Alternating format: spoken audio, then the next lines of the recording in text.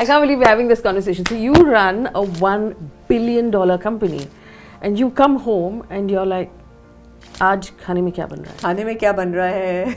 The cleaning, calendar, to everything. I mean everything. We're groomed like that. And I think the day when we have sons, or when the is where how the mothers groom their children, their sons to really take on the equal responsibility, is where the world's going to change. Otherwise it's going to be the same, and it's the women who can make that difference.